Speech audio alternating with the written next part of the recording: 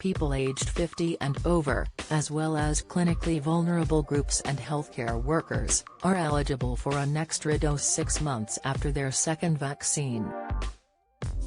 Hundreds of thousands more text messages and letters are being sent out in the coming days.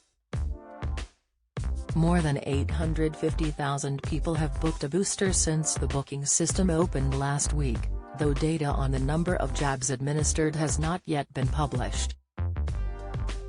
NHS Chief Executive Amanda Pritchard said, "This week we will be inviting a further 1 million people most at risk from COVID to get this crucial top-up to their protection.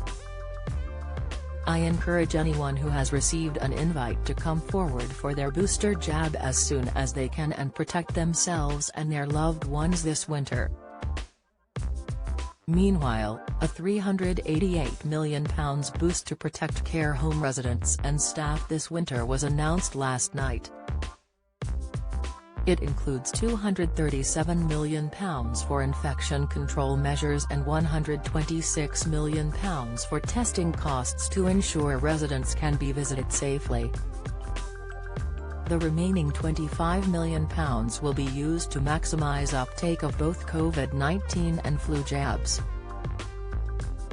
GPs will be permitted to vaccinate care home staff not registered at their practice.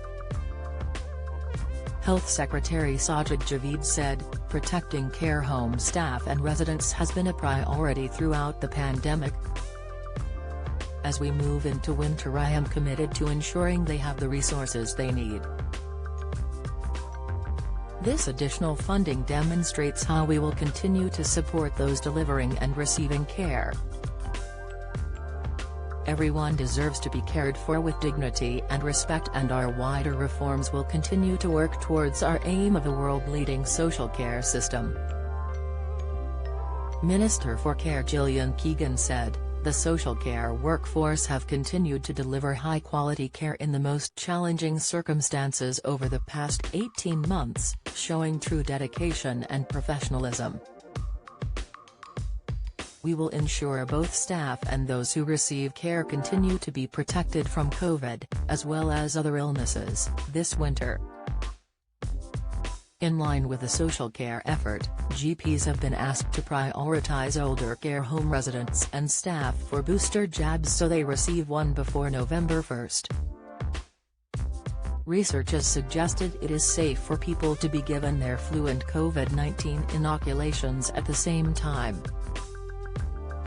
The Komflakov study, which tested possible combinations of 2 COVID vaccines and 3 flu jabs in 679 volunteers, found there was no negative impact on immune response or any side effects when the jabs were given in the same appointment.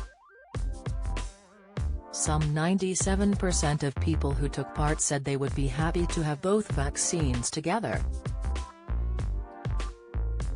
Yesterday there were a further 36,480 COVID-19 infections confirmed in the UK and 137 deaths within 28 days of a positive test. Public Health England's weekly report found cases were stable during the last week. Cases were highest among those aged 10 to 19, with a 7-day average of 1,084 cases per 100,000 population, compared to just 84. 4 cases for those aged over 80. Meera Chand, COVID-19 Incident Director at Public Health England, said, "Case rates remain high across the country, especially among young people. The best way to protect yourself and others is to get the vaccine. Please make sure to get it if you are eligible." Third dose nightmare for weak immune system patients. Delays and confusion around third COVID vaccine doses for people with weakened immune systems are putting patients at risk, a charity warns. A month ago, experts said people who are classified as immunocompromised should qualify for the extra jab. The recommended third jab is part of their primary course of vaccination and separate to the UK's booster programme. but a survey by Kidney Care UK found almost 9 in 10 had not yet received it or had an appointment scheduled. Of those, 51% had had problems when contacting their GP to arrange it. People with weakened immune systems may not respond as well to vaccines. Steve Harrison, 38, who had a kidney transplant in December last year, said, "Arranging the third vaccine has been a nightmare. Neither my GP or consultant knew about it. I sent them both the letter that the Joint Committee on Vaccination and Immunization had already sent out and was told a week ago that it would be arranged. I chased it again this week but I still haven't been identified as needing the third dose."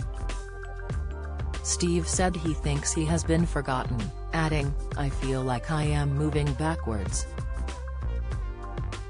Kidney Care UK's Fiona Loud said, "This lack of clarity is causing a huge amount of stress, anxiety and frustration."